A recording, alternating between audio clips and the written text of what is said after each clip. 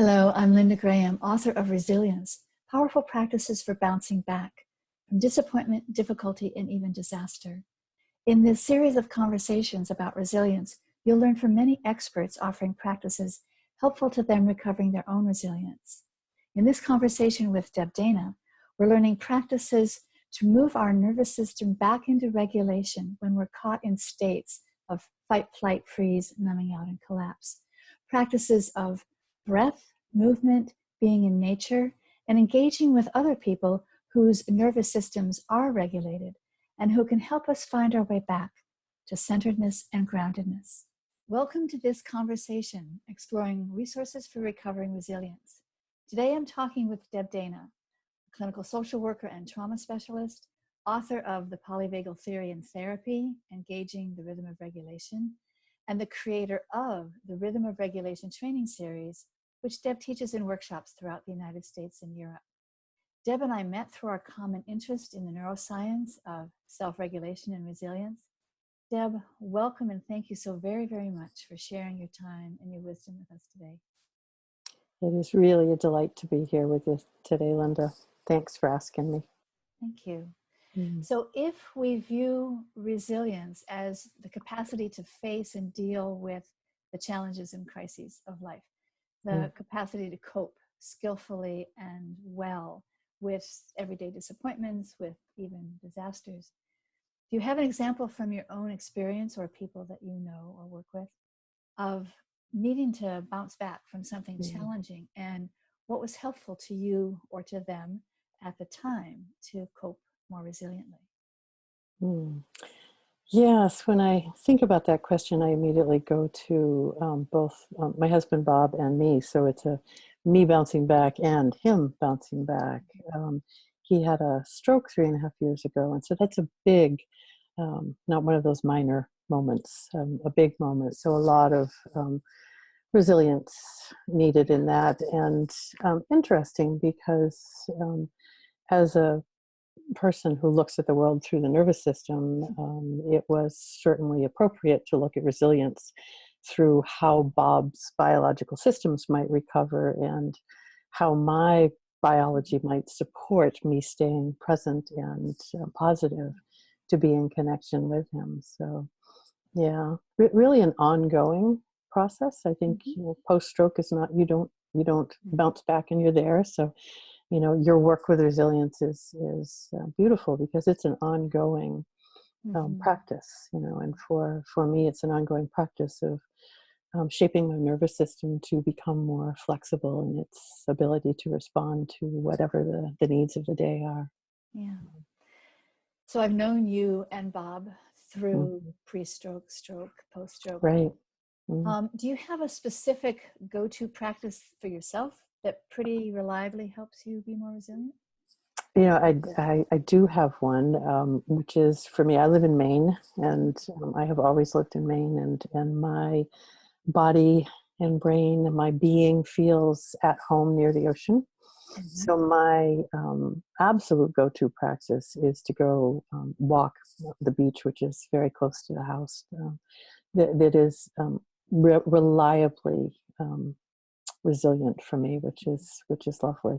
It means getting out and going somewhere, but it's 3 minutes. I think I can manage that, and my system just feels when I'm there. So for me, that is my reliable resilience practice.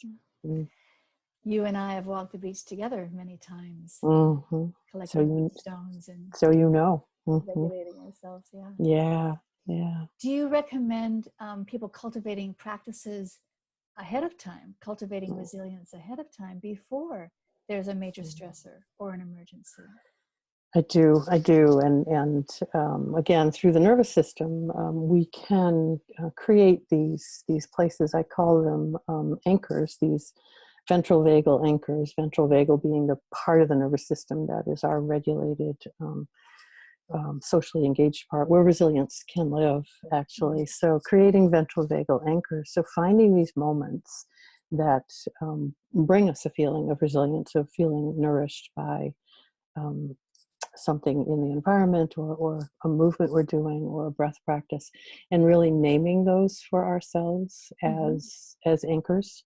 Mm-hmm. And so then when the time comes when I need them, I have a whole collection of anchors that I can draw from. So yeah, I think creating resilient practices is really important so that we have them when we need them. Yeah. Can you give us an example of some of those anchors, either that you use or you teach in the rhythm of regulation? I do. So one of the easiest practices, one of the easiest ways to bring a system back into regulation is through breath. So simple breath practices, and the one that I love to teach is sighing, Mm-hmm. because we spontaneously sigh many times an hour anyway.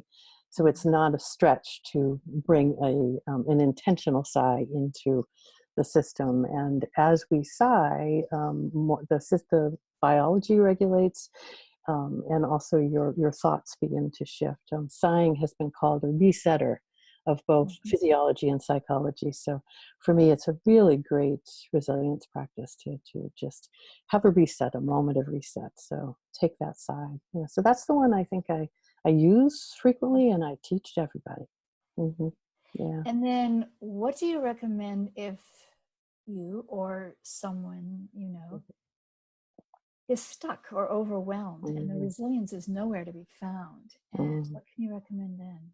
Yeah, and that certainly happens to me, happens to my clients, happens to everyone. And again, because I'm looking at resilience through the nervous system, one of the things we know is that our nervous system longs for co-regulation, longs to be with another regulated nervous system. So when I'm feeling particularly stuck, even though it's difficult, I will often think of another person who has a regulated system. And even just thinking about that person can help me come back into a little bit of regulation. And then I can reach out and send an email or a text, or say, can you meet me at my favorite beach?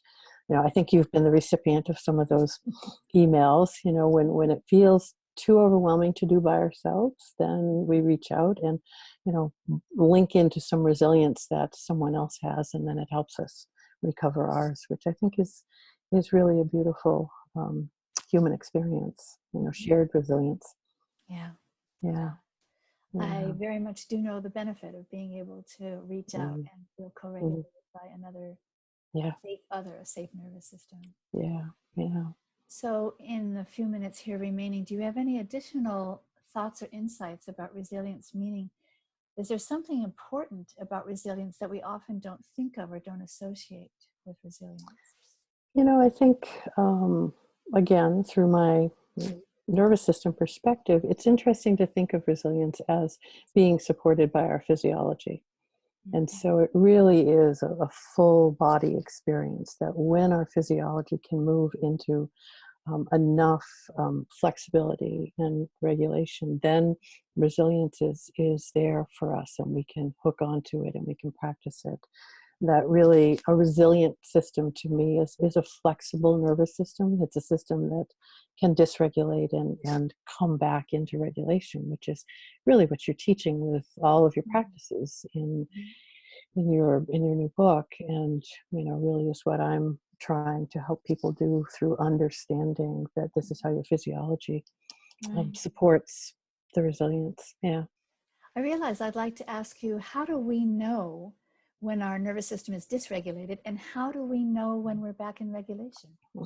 Great question. So people usually understand their nervous system being dysregulated when they feel that intense mobilizing energy, which is that sympathetic nervous system sort of fight flight, Mm-hmm. right? Anxiety, there's a little bit of hypervigilance looking around, right? And then the other dysregulated state, the other protective state, is that dorsal vagal collapse, shutdown, Mm-hmm. disconnect, right? And once you begin to ask people for an example, they go, oh, now I understand it, because it's this embodied experience. And Mm-hmm. so regulation is this sense of feeling, everything's okay. Not wonderful, beautiful, zen, but just everything's okay. And I'm connected inside, and I can reach out and I can ask for help. I can offer help. I'm organized in a way that allows lots of options. Yeah, Mhm. yeah. Yeah. Because when we lose resilience, when we lose regulation, we lose all our options too. Mhm. Right? And so we practice knowing our states and Mhm. practice knowing how to shift them. Right. The beginning practice for knowing a state is what I called notice and name. Notice your state and name it. And Mhm. that's the beginning to having some perspective and coming back to regulation and practicing. Yeah. So Right. resilience is about practicing those skills to come back to regulation. Yeah. Yeah. And then from that resilient place in my system, I can reach out and offer that to someone else in need. And I think Mhm. that's the joy of understanding, being in a resilient state, is that it's not only for me, but I can then offer it to others. Yeah. Yeah. Hmm. Yeah. Thank you so much, Deb, for your Mm. time and your wisdom and your insights and your practices. Thank you. Mm. You're so welcome. It was a delight. So these conversations are archived on my website, lindagraham-mft.net. May they be truly useful and helpful to you and yours.